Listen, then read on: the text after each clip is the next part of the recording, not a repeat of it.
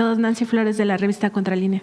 Presidenta, ahora que hablaba de cómo la privatización pues generó a las familias más ricas de México, también hay que recordar lo que decía creo que la semana pasada, cuando señalaba la privatización del sistema sanitario.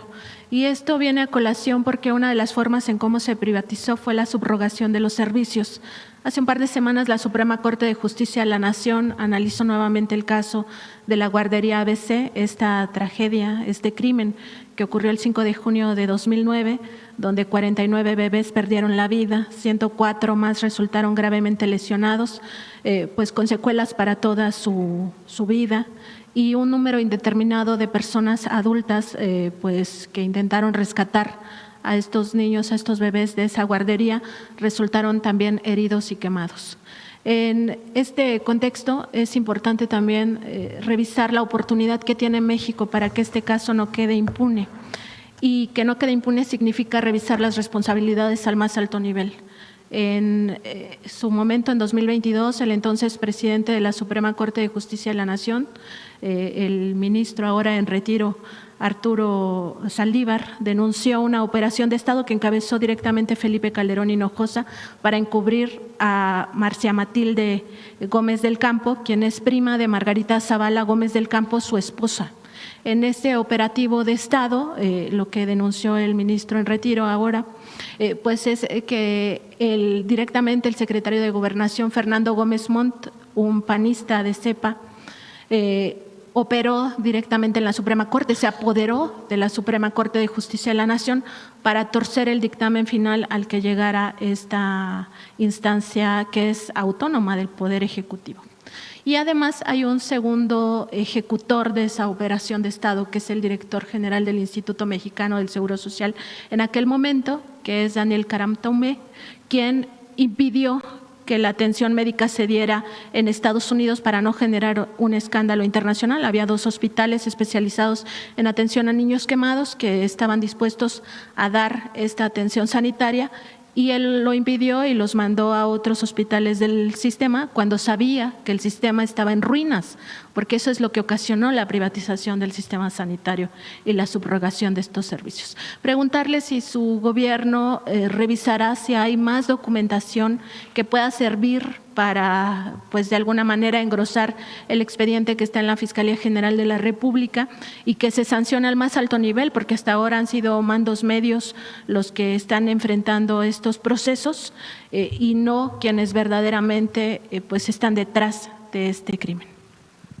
La Fiscalía inició nuevamente la investigación, no lo hizo saber la fiscal Ernestina Godoy, además lo hizo público, porque supuestamente ya había cerrado el caso por el tiempo.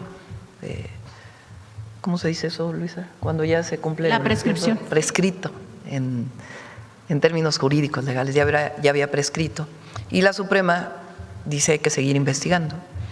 Y a partir de ahí la Fiscalía pues inicia una nueva investigación, y lo que pida la Fiscalía, que esté sobre todo en manos del director del Instituto Mexicano del Seguro Social, pues debe entregarse si es que no se tiene toda la información. Y en efecto, durante el neoliberalismo la idea era, o la visión, de que todo lo público estaba mal y que lo único que funcionaba era lo privado. Eso no quiere decir que uno no esté a favor de que haya inversión privada, evidentemente estamos de acuerdo. Pero hay ciertas actividades que deben ser públicas o derechos. Uno de ellos es el derecho a la educación, el derecho a la salud, que en el neoliberalismo, en el caso de la educación, pues dejaron de construir preparatorias, universidades, para que solo se construyeran privadas. También en el caso de la salud lo que hicieron fue privatizar servicios al interior de las instituciones públicas. Todavía tenemos algunos servicios que requieren su nacionalización, que todavía estamos utilizando, porque hay que desarrollar las capacidades propias y eso lleva su tiempo. Pero muchísimos servicios se privatizaron.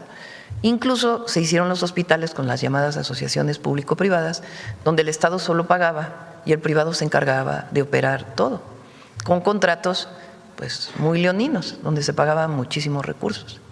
Y en el caso de las guarderías, en vez de que el Instituto Mexicano del Seguro Social siguiera construyendo guarderías como institución pública, se subrogaron. Primero se subrogaron sin una normatividad estricta, es decir, la normatividad que aplicaba para las guarderías del IMSS no fue aplicado para las guarderías subrogadas. Por eso se construyeron en espacios que no tenían la protección civil necesaria. Entonces el esquema era, el IMSS le pagaba a un privado y el privado se encargaba de cuidar niños. ¿En qué lugares? Cualquier lugar. Y eso, entre otras cosas, llevó lamentablemente a la tragedia de la guardería ABC.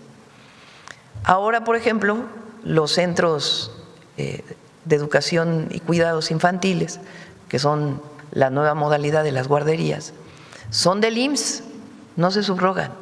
Van a ser 1,000 centros, queremos construir 1,000 centros, pero son del IMSS, operados con el IMSS, con una normatividad muy fortalecida para la protección de las niñas y los niños.